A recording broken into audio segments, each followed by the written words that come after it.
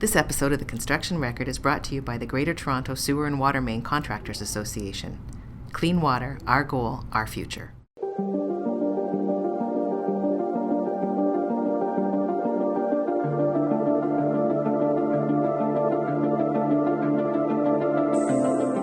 Hello, everyone. Welcome to another episode of the Construction Record Podcast. I'm digital media editor Warren Frey, and with me today I have... Hi, I'm Phillip Bernstein. I'm an associate dean and a professor adjunct at the Yale School of Architecture in New Haven, Connecticut. And recently you were part of a panel called 1 Hour into the Future for the AIA, the American Institute of Architecture, all about, 1 hour into the future, about what the role of architects is going to be going forward, especially given probably a massive infrastructure sort of ramp up in states. So maybe you can go into that part of it maybe at first. Yeah, sure. Go ahead.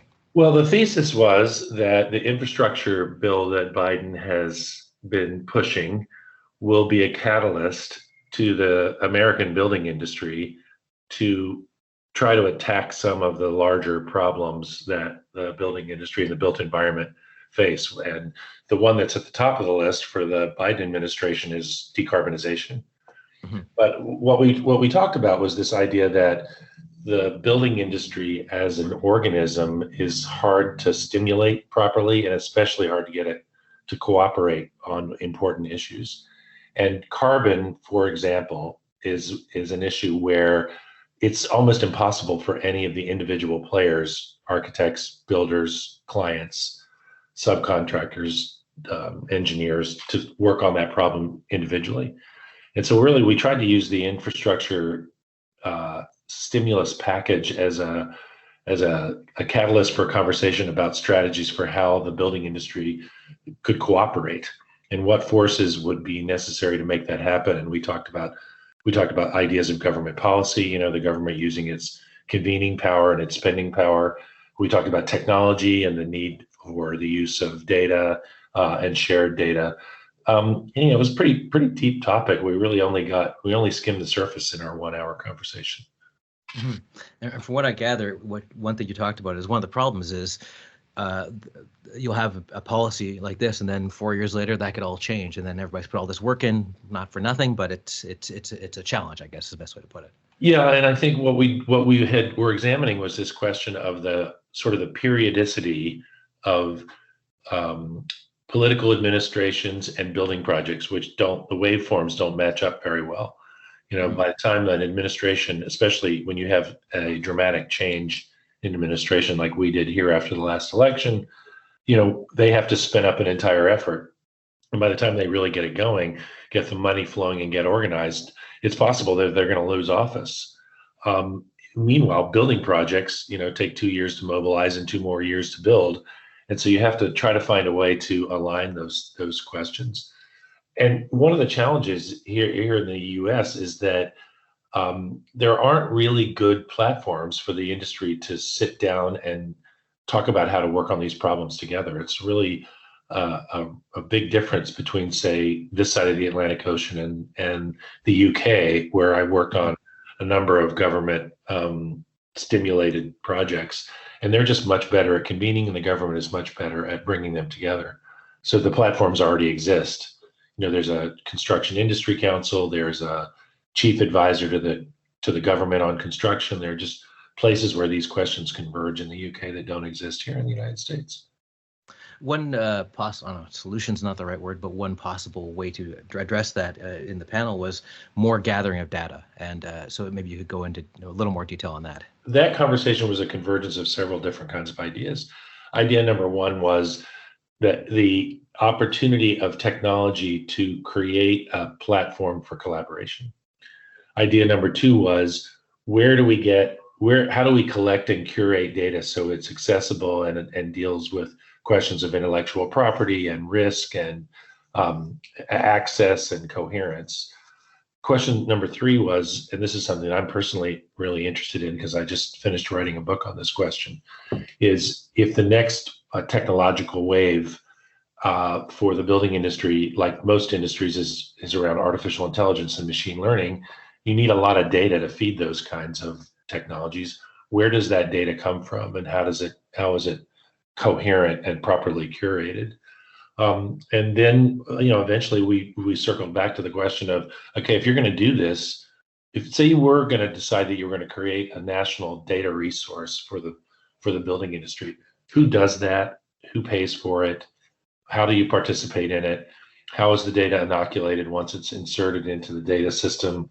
Who curates it? The data question becomes a proxy for this whole issue of collaboration, which is interesting and challenging and a little daunting, frankly.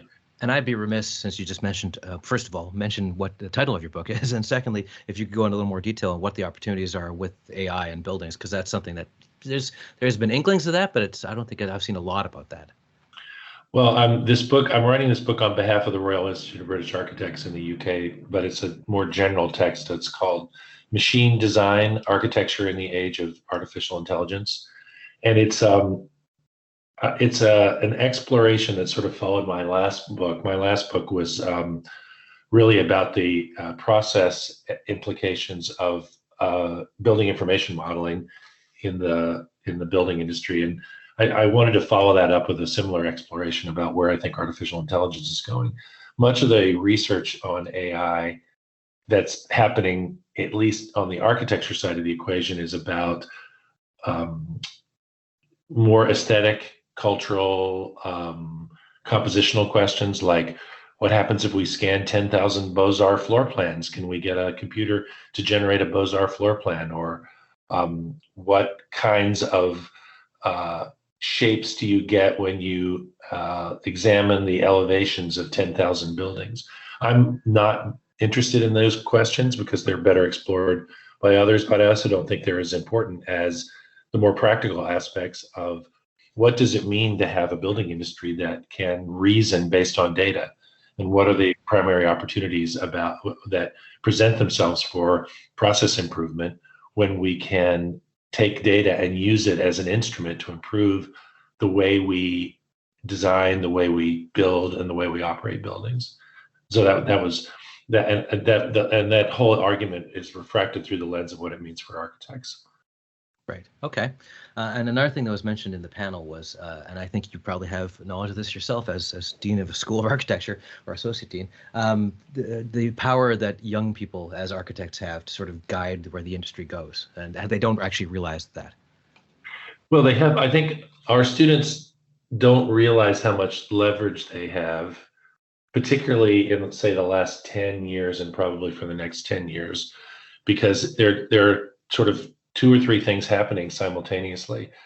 There's much less resistance to the significance of technology in practice. So that's sort of issue number one.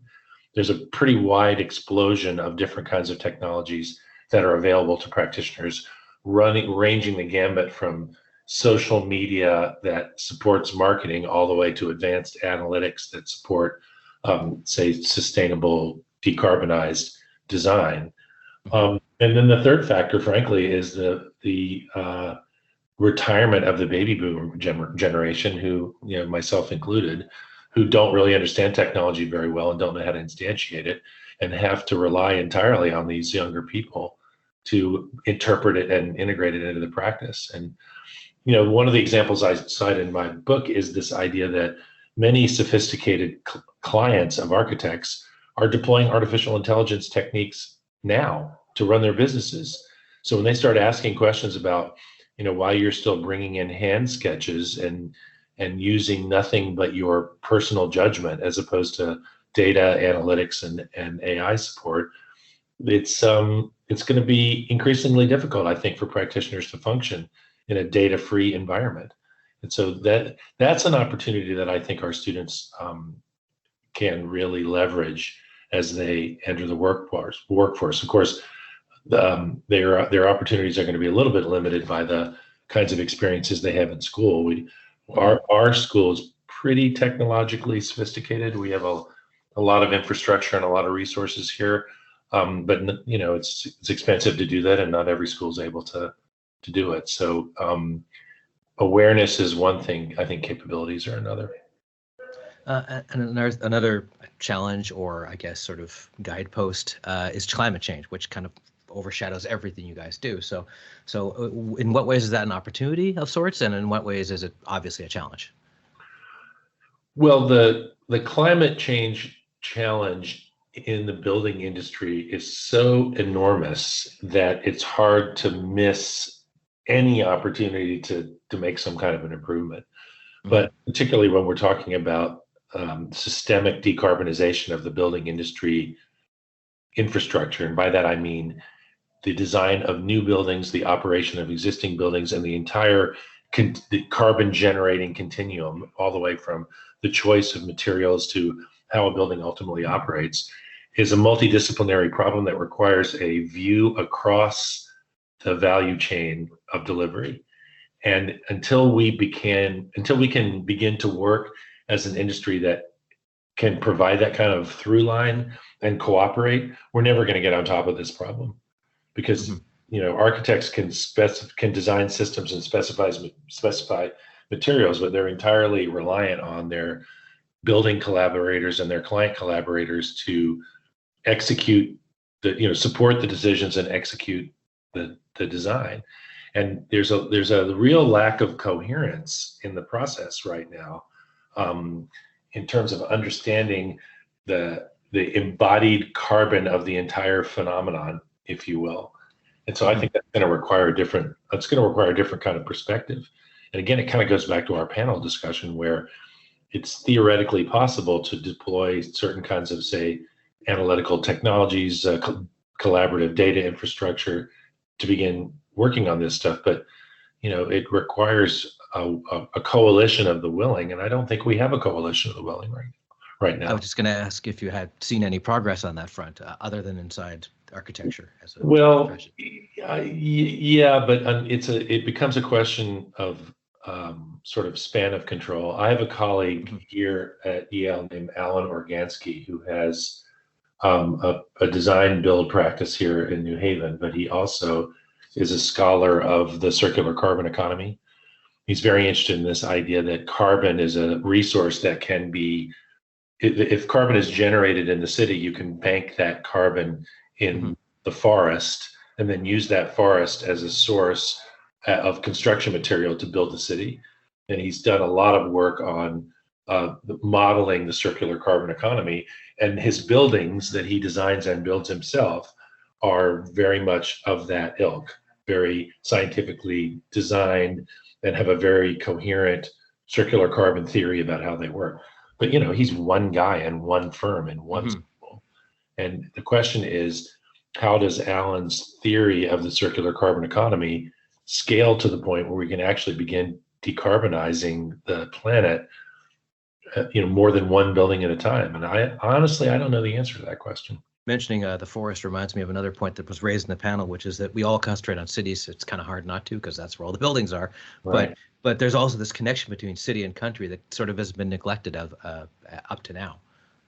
Yeah, and I thought Jonathan's point about that was pretty interesting, that he was saying that there needs to be a broader perspective on the relationship between not just what gets built inside the city and outside the city, but how outside the city becomes more of a resource in lots of sorts of ways. And I think the post-COVID work environment is going to be something that is really going to influence that, because the argument is already raging down here right now about whether we're ever going back to the special city, all the smart people go to San Francisco scenario, or whether the internet lets super talented people live outside of those cities and is going to change the texture of things. That's probably ultimately better for the country for lots of different reasons, carbon only being one of those things. And finally, another point that was raised was inclusivity, and not just inclusivity in terms of personnel, but also inclusivity in terms of how the buildings are designed in the first place. Yep. Yeah, it's the social equity as a broad umbrella concept for lots of different questions has a lot of parallels, at least in my view, to this carbon question. We're doing research here at Yale and at the University of Michigan on a project that we just started that's completely analogous, but is a social equity, completely analogous to the carbon question, but is a social equity question. We've started doing some research on slavery, instantiated suffering in the building industry, and how much the building industry is supported by intense labor abuse, whether it's slave labor on Middle Eastern construction sites or unpaid laborers working in extractive material sources, or labor abuse on U.S. construction sites. And there's this theory, the emerging thesis is suffering is an embodied quality of construction the same way carbon is. And so some of the same questions of how do you coherently look at the problem across the value chain of where carbon is generated and dispensed into the atmosphere has direct analogies in where labor is being abused in that same process. And so I think in general, architects are their consciousness of these questions is rising. Their ability to deal with these questions is, in my view, at least at the moment, is non-existent. I mean, we're starting to say, well, gosh, we've got, the built environment is actually a manifestation of social inequity, and we've played a part in that. So what are we going to do about it? And the demographic composition of the architecture profession suffers from similar problems, and we're trying to attack that problem, at least as a educational institution, by looking more broadly at the kinds of people that are interested and might be interested in studying architecture. But it's going to take a generation to really change the perspective of the architecture profession, to begin to really get away from this idea that the real purpose of architecture is to design beautiful objects, and that buildings actually, in many, many ways, have a profound effect on the social fabric. And beginning to understand that is sort of the first step. We're in the very first phases of this slavery research project. I'm teaching this course here at Yale this semester with he's a former colleague from the Yale Law School who's now teaching at the University of Michigan, and he was the Obama administration's ambassador for forced labor. So he's the kind of policy geek, and I'm the building industry delivery guy. And we're collaborating with a Civil War historian here at Yale, David Blight, who's an expert on the economy, the implications on the American economy of slavery from a historical perspective. I'm sure our audience will be interested in all these different topics. Where would be a good place for them to start to learn about this stuff? Which stuff are you referring to? We've talked about 9 different. True. Things. Good point. Yes. I guess more of the architecture stuff, the panel architecture stuff, those topics, decarbonization, that kind of thing, but also this fascinating slavery and economics thing at the end that we talked about as well.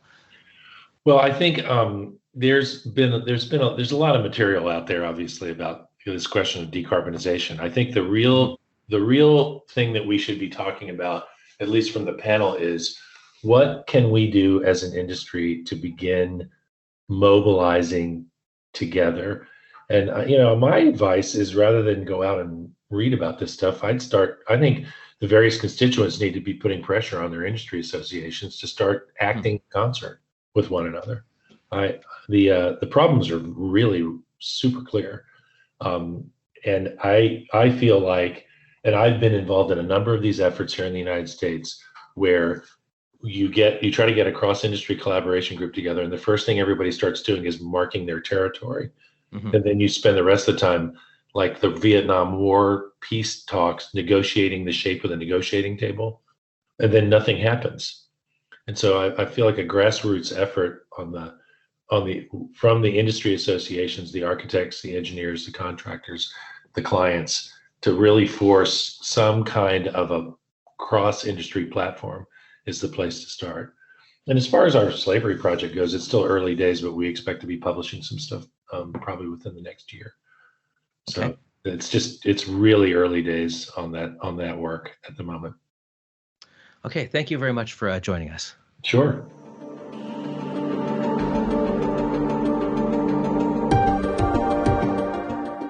This episode of The Construction Record is brought to you by the Ontario Sewer and Water Main Construction Association. Clean water is everybody's business.